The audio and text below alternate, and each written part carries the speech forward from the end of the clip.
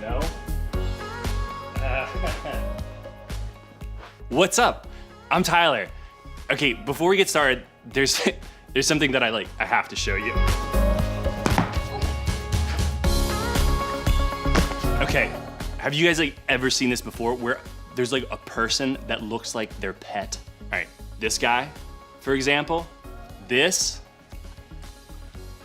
or these with their sailor hats. Don't let a dog drive a boat. It's not okay. Dogs can't do that. Anyway, I think this actually has something to do with what we're talking about today. See, today I want to talk about the things that we can do to develop a deep faith with God. And people that look like their pets kind of has something to do with it, because the people that we spend so much time with, eventually we actually start to look and act a lot like them.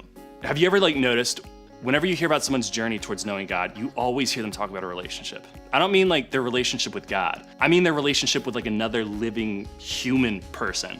Maybe that's been true for you. If you consider yourself a Christian, maybe you'd say it was your mom or your dad or your grandparent that told you about Jesus for the first time. Maybe it was the dog that was captaining your ship. Probably wasn't. Okay, maybe you had a friend who invited you to church.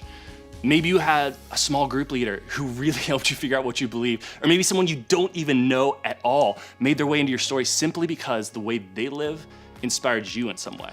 And even if you're not sure about what you believe about all this God stuff, I bet you can at least name one person in your life who does believe. And I bet there's something about the way that they live their life. For me, that person is my friend Charlie. I'll show you a picture. He's actually on a plane right now, so he doesn't know I'm talking about him. Guys, I don't have a picture of my best friend. I'm going to his Facebook. Sorry, Charlie. Sorry. Is there no reception in here?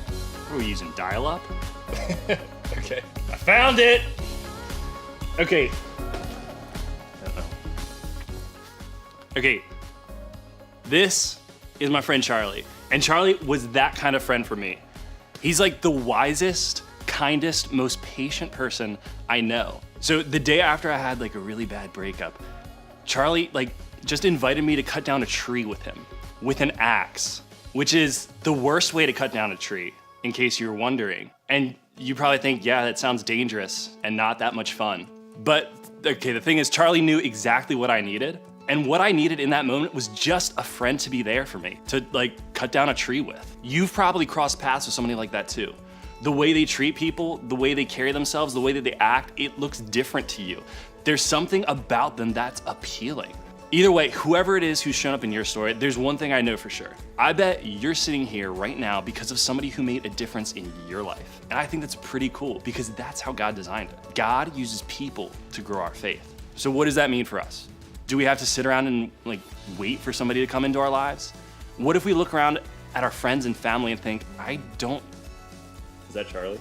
So what does that mean for us?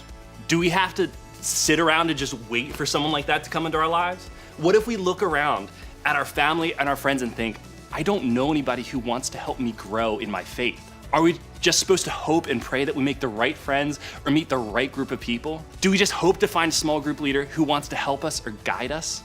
Or is there something more we can do? For starters, I think we can be wise about who we listen to. We can be careful about the people we let influence us. Our friends, parents, teachers, coaches, anybody else. Because just like the right people can move our faith in the right direction, the wrong people can move our faith in the wrong direction. In other words, relationships are powerful. How do I know?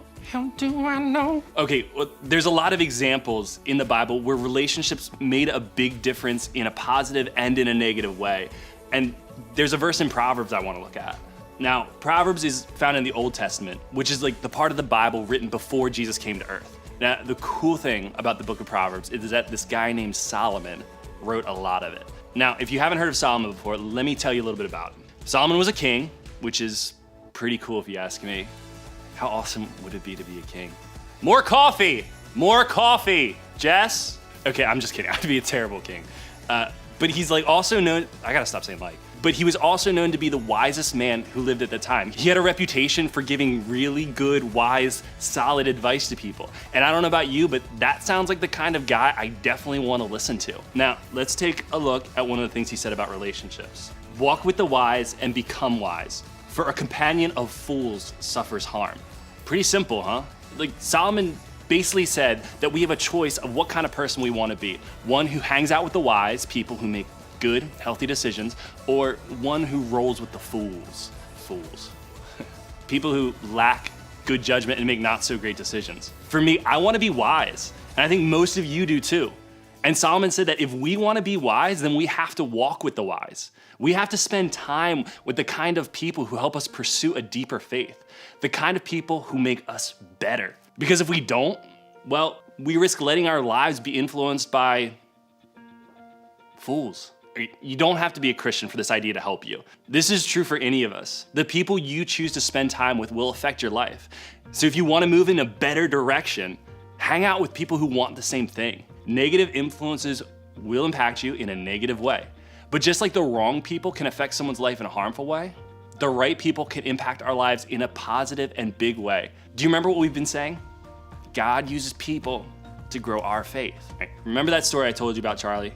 When I look back, I see how God allowed my life to intersect with his life.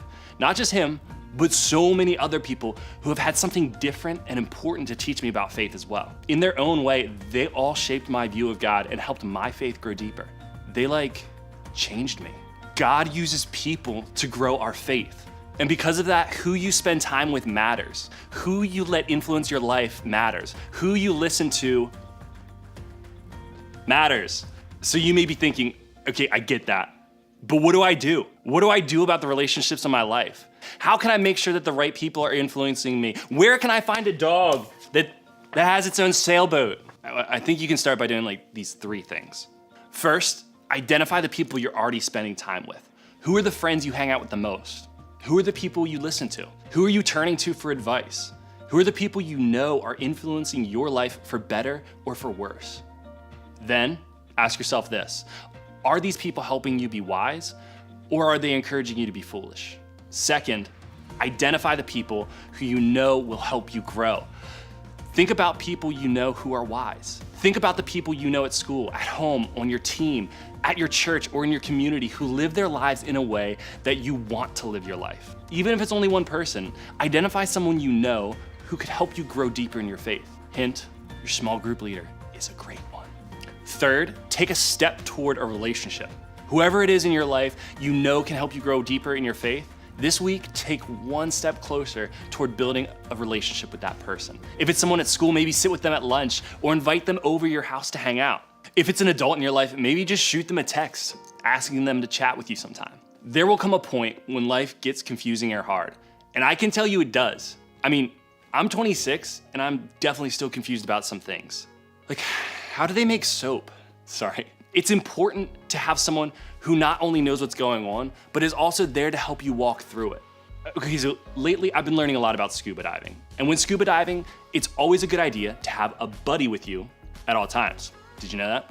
Scuba diving buddies are so important that they even created hand signals to help you and your buddy communicate underwater.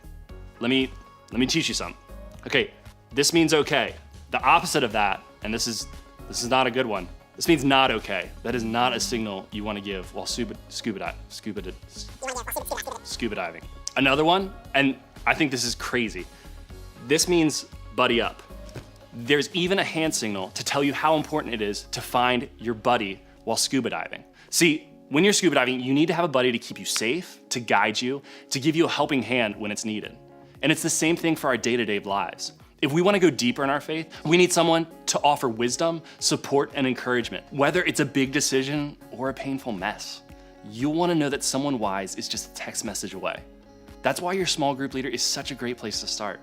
They're ready, willing, waiting, and wise enough to help you grow deeper in your faith during any season of your life. Okay, now, time out. Maybe you're wondering if this means you can't be friends with someone if they get into trouble a lot or believe different things than you do. Let me answer that for you. No, that's not what it means. Of course you can be friends with people who think differently, who believe differently, or who act differently than you. You should. Maybe they need a friend in their life who can help them grow. But you gotta be honest with yourself. Is that person influencing you, or are you influencing them? Is your relationship with that person hurting or helping your faith? Remember, God uses people to grow our faith. So make sure you're surrounding yourself with at least one person who can do that for you. So what do you all think? Who is one person who influences your life for the better?